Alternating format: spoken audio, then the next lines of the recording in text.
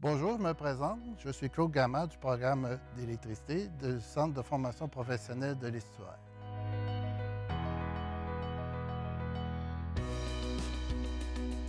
Le programme d'électricité est un programme d'une durée de 1800 heures qui permet à l'élève d'acquérir un diplôme d'électricien reconnu par la Commission de la construction du Québec qui lui permet de pratiquer le métier d'électricien selon les normes et les règlements du Québec. Notre programme il se fait de façon intensive. Ça veut dire que l'élève commence au mois d'août et termine sa formation en octobre de l'année suivante. Bonjour, je m'appelle Tommy Moret-Gagnon, j'ai 18 ans. Je fais un DEP en électricité au Centre de formation professionnelle de Bécomo. J'ai choisi ce programme-là parce que j'ai toujours aimé l'électricité au secondaire. C'était comme ma branche un peu.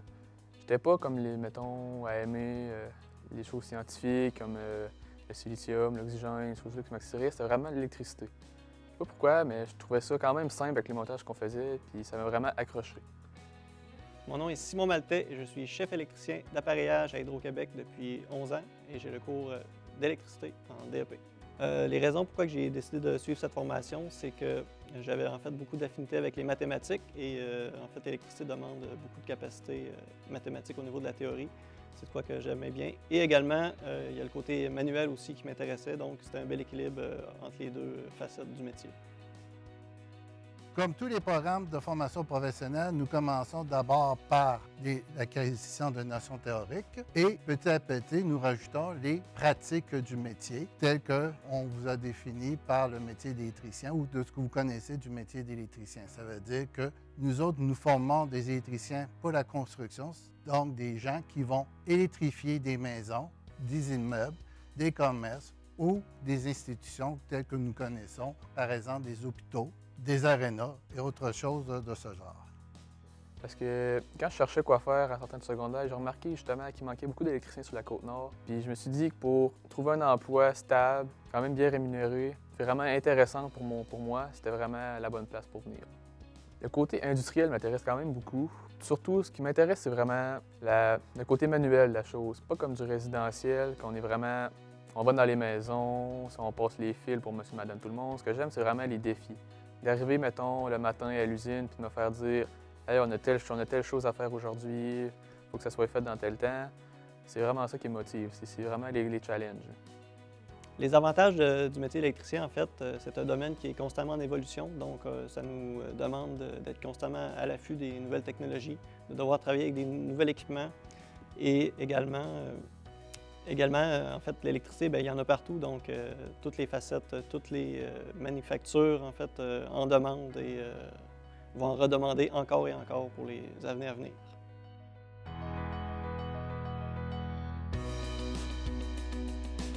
Qu'est-ce qu'était un élève en électricité? D'abord, c'est le travail manuel. Il faut avoir une certaine dextérité manuelle, il faut aimer travailler manuellement, faire des beaux travaux, c'est-à-dire quelque chose fait avec minutie. Il faut aimer aussi le défi de résoudre des problèmes. Souvent, l'électricien va être appelé à se présenter à un lieu pour résoudre un problème électrique. Par exemple, un éclairage qui ne fonctionne pas, un moteur électrique qui refuse de démarrer ou une climatisation en chauffage qui refuse de fonctionner. Le DEP en électricité m'a vraiment amené beaucoup de compétences qui vont m'utiliser vraiment toute ma vie, autant dans ma vie personnelle qu'au travail. C'est autant la minutie que j'ai développée, autant le sens des responsabilités que le sens de l'initiative. Parce que c'est vraiment un travail qu'il faut être centré sur nous-mêmes, puis vraiment se concentrer sur la job qu'on fait, parce que c'est personne qui va le faire à notre place. Il faut vraiment que ça soit bien fait. Puis en électricité, on n'a pas vraiment le droit à l'erreur. Ça marche ou ça marche pas. Faut que tu aies un bon sens des responsabilités, puis vraiment un bon sens. Faut vraiment être minutieux. L'élève aussi doit avoir certaines connaissances et habiletés en mathématiques. Vous allez être appelé à calculer des charges, comme par exemple combien d'ampères aura besoin d'une maison avant de déterminer la grosseur du panneau. Il faut aimer travailler à l'extérieur, souvent par temps chaud et par temps froid. Il faut aussi aimer travailler en hauteur. Très souvent, nous sommes appelés à travailler sur des toitures pour installer le mode d'entrée d'une maison, par exemple. Le travail n'est pas très exigeant au niveau de l'effort physique. On ne vous demande pas de soulever des charges très lourdes. Mais quand même, il faut être à une certaine endurance. C'est les électriciens, des journées de 8, 9, 10, 12 heures sont fréquentes.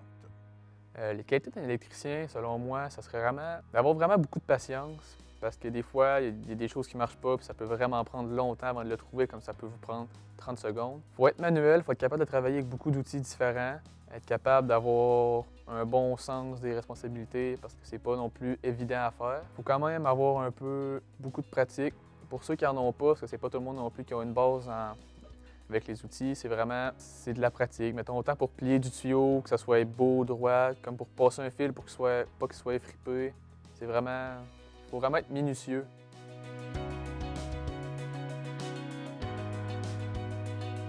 Comment se fait la formation? Nous autres, en électricité, nous restons en ce qu'on appelle en formation collective ou modulaire. Ça veut dire que les élèves sont en classe, l'enseignant explique les notions théoriques, explique les travaux à faire aux élèves. En classe, les élèves, évidemment, vont pratiquer les notions théoriques qu'ils auront à apprendre. Et en laboratoire et en atelier, les élèves devront mettre en pratique ce qu'ils ont appris en classe.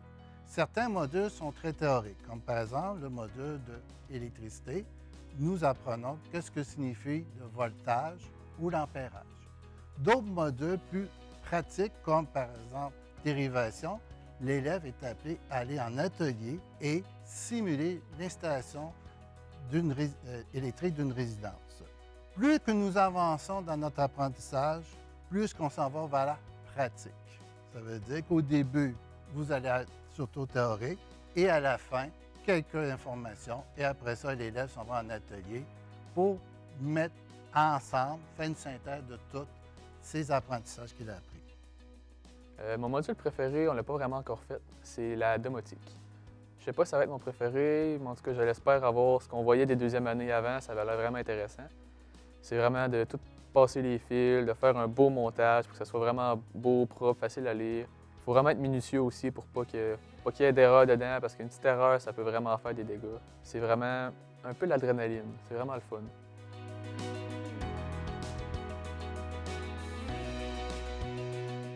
Nous autres, se sent vraiment sur la pratique du métier. Avec moi, vous allez apprendre l'installation complète de l'électricité d'une maison. Nous allons commencer par l'installation du mât, l'entrée électrique de la maison et son panneau de distribution. Après, nous allons installer les prises de courant, les luminaires, l'éclairage de la maison. Évidemment, il ne faut pas oublier le chauffage. De plus en plus, on parle de la maison intelligente. Nous allons terminer par l'installation d'un système de maison intelligente, ça veut dire un système informatique qui permet à une personne avec un simple cellulaire de contrôler l'éclairage, le chauffage, voire même la sécurité de sa maison. Nous allons aussi regarder une partie plus industrielle, où là, nous allons montrer comment fonctionnent les moteurs électriques, comment on les installe et comment on les répare. Selon moi, les compétences que j'ai développées ici, c'est vraiment plus avoir de l'autonomie puis avoir la confiance de me lancer dans quelque chose. Des fois, je pensais à faire avec, mettons, je sais pas, n'importe quelle affaire. Je n'étais pas vraiment sûr que je voulais le faire parce que je me suis dit, ça va-tu marcher, ça va pas marcher. Ça m'a vraiment appris à amener l'initiative de foncer puis d'y aller. Sinon, ça a vraiment développé mon sens des responsabilités. C'est vraiment l'ambiance, autant l'ambiance que la manière qu'on travaille. Il faut vraiment performer, honnêtement, par nous-mêmes. C'est pas quelqu'un d'autre qui va nous traîner. Fait qu'il faut tout développer nos aptitudes. Les principaux avantages à faire un diplôme d'études professionnelles, en fait, il y a l'entrée rapide sur le marché du travail et également, il y a le haut taux de placement qui est très intéressant. Et il y a aussi la possibilité de faire des cours complémentaires. Pour ma part, à titre personnel, j'ai fait un cours en électromécanique de système automatisé et j'ai également le cours d'électricité en construction. Donc, ça m'a permis d'ajouter beaucoup de cordes à mon arc. Pour moi, ce qui est vraiment le fun au CFP de l'Estuaire, c'est que c'est à Baie-Comeau, c'est ma région, ma ville. Donc, c'est vraiment plus avantageux pour moi de m'inscrire ici. Aller ailleurs, c'est selon moi des dépenses inutiles parce qu'on va avoir la même formation ici. En plus de pouvoir aider les employeurs de la Côte-Nord avec justement des électriciens formés à Baie-Comeau pour travailler justement sur la Côte-Nord à Baie-Comeau, peu importe la Manicouagan. Les principaux avantages pour travailler à Hydro-Québec, en fait, on a la sécurité d'emploi, on a des bonnes conditions de travail, on a des bons avantages sociaux et également, il y a aussi la fierté de travailler pour une compagnie qui contribue à l'économie et aux bienfaits de la communauté québécoise. Dans le fond, je suis sorti du secondaire il y a environ 4 ans. Puis comme tout le monde, je voulais pas vraiment faire un DEP ou quelque chose de même. Je voulais me dire, je vais aller au cégep. Parce que dans ma tête, ça doit être comme ça pour pas mal tout le monde. On va se le dire, le DEP, c'est comme un peu le monde qu'on pense, qui ont de la misère à l'école, qui seront pas les meilleurs, qui vont juste trouver une job pour aller travailler, puis ça va finir là. J'ai fait mon année de cégep en électronique industrielle, je me suis rendu compte que c'était vraiment pas ma branche. Le côté électrique était là, j'adorais vraiment ça, mais tout le reste, c'est là que j'ai remarqué que c'est pas autant manuel que ce que j'aurais voulu. Fait qu'après un an, je me suis demandé qu'est-ce que je voulais faire, si je voulais changer de programme, si je voulais changer complètement de ce que je voulais faire, changer complètement de branche. Puis je me suis dit, je vais aller essayer un DEP en électricité.